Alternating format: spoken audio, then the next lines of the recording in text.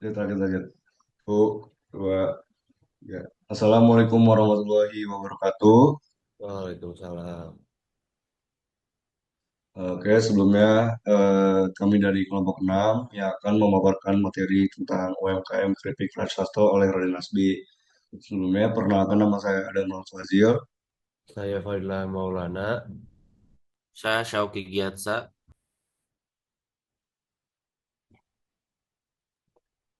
Saya ada Reski Malva.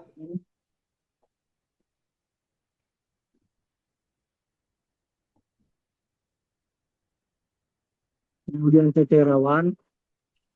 Saya Rezi Bastian. Oke, baik. Di sini saya akan menjelaskan tentang latar belakang seorang Raden Nasbi. Raden Hasbi adalah seorang mahasiswa program studi ilmu komunikasi di Universitas Telkom, memiliki ketertarikan dan ambisi untuk merintis usaha di bidang kuliner, khususnya produk keripik singkong. Raden Hasbi, mahasiswa asal Sukabumi, memulai bisnisnya sejak awal masa perkuliahannya dengan tujuan memperoleh penghasilan tambahan serta mengisi waktu luang secara produktif.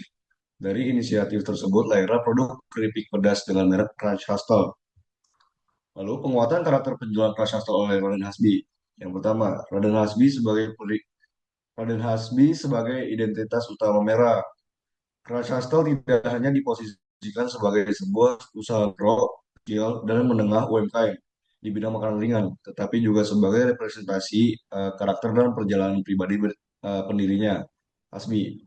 Merek ini dibangun berdasarkan nilai-nilai yang melekat pada sosok Hasbi sebagai seorang mahasiswa yang sedang berproses, memiliki ambisi, serta konsisten dalam berusaha. Pendekatan branding yang digunakan menempatkan cerita dan perjalanan Hasbi sebagai daya tarik utama. Konsumen tidak hanya membeli produk, tetapi juga terhubung dengan narasi dan proses yang menyertainya. Next. Jadi poin kedua, karakter Hasbi dalam penjualan penjualan keripiknya. Jadi pesona utama yang ditampilkan Hasbi adalah mahasiswa yang tidak menjalani hidup secara biasa-biasa saja. Karakter ini ditunjukkan melalui sikap yang jujur, apa adanya, serta konsisten dalam menjalani proses usaha. Ciri-ciri utamanya dari Hasbi ini yang kita udah yang kita udah telitiin. Jadi dia menyampaikan pesan secara natural tanpa berlebihan, tidak terlalu menonjolkan promosi, tapi fokus pada konsistensi. Terus yang ketiga lebih banyak menampilkan proses dibandingkan hasil akhir, menggunakan gaya komunikasi yang santai, dekat, dan dengan audiens. Terus ada beberapa pesan motivasi yang mempresentasikan nilai merek antara lain. Jadi kayak slogan gitu di Hasbi kayak lelah boleh, berhenti jangan, terus perkuliahan tetap berjalan, usaha juga terus berjalan, berjuang meraih mimpi, stabil menikmati proses. Itu aja yang slogan yang kita dapat, yang kita teliti dari Raden Hasbi. Next. Poin yang ketiga yaitu analisis SWOT dari karakter brand. Nah, yang pertama ada kekuatan. Poinnya itu ada mudah diterima oleh mahasiswa dan generasi.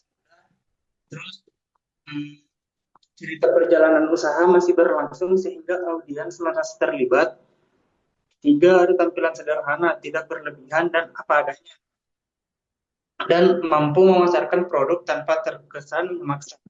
Nah, kelemahan dari si Raden Hasbi yaitu karakter yang terlalu rendah hati berpotensi kurang menonjol. Terus ada cerita personal belum selalu disampaikan secara konsisten.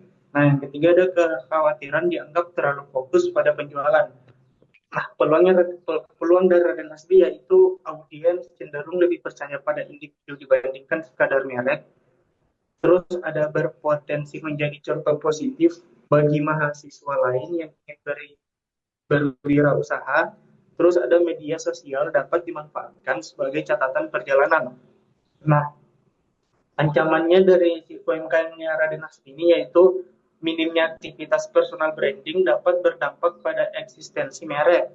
Terus ada gaya komunikasi yang terlalu formal berisiko menghilangkan karakter asli.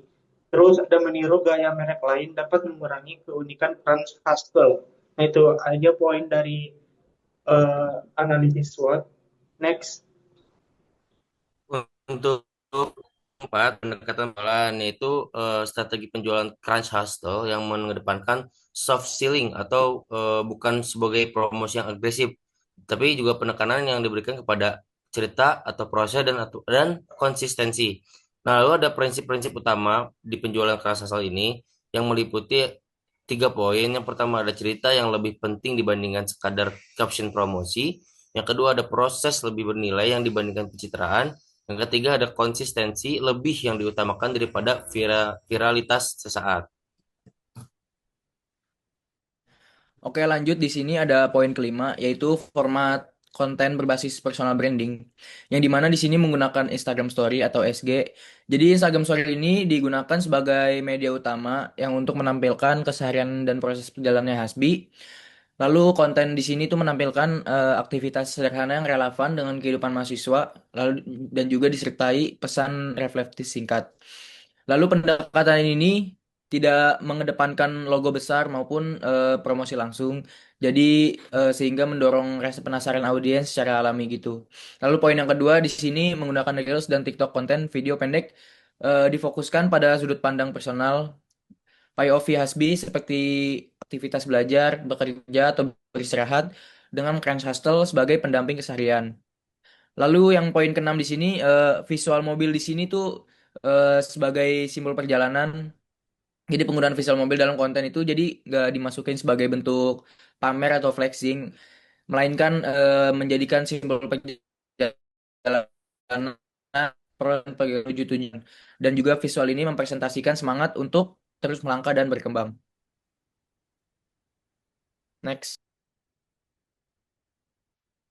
Lalu ada poin ketujuh, yaitu perencanaan kalender konten, yang itu minggu pertama yang berfokus pada pengenalan latar belakang usaha dan alasan-alasan yang memulai bisnis. Lalu untuk minggu kedua ada menampilkan keseimbangan antara aktivitas perkuliahan dan juga aktivitas usahanya Hasbi. Lalu ada minggu ketiga ada menunjukkan proses produksian dan pengawasan secara mandiri. Lalu minggu keempat menunjukkan perkembangan usaha secara bertahap. Lalu juga termasuk testimoni dan peningkatan produksi tersebut. Oke, untuk poin nomor 8 yaitu adalah gaya ajakan pembelian. Ajakan pembelian disampaikan secara personal dan relevan dengan kondisi audiens tanpa penggunaan kalimat promosi yang bersifat memaksa. Jadi lebih ke soft selling. Dan untuk penutup, Trans Hustle dibangun bukan untuk sekedar untuk menampilkan kesuksesan, melainkan untuk menunjukkan konsistensi dalam berproses. Ketika audiens mengikuti perjalanan Hasbi, ia akan merasakan terhubung secara emosional. Produk tidak hanya dapat dipandang sebagai makanan saja, tetapi sebagai bagian dari cerita dan perjuangan yang dijalani bersama. Baik, sekian pemaparan materi tentang UMKM Royal Nasbi, itu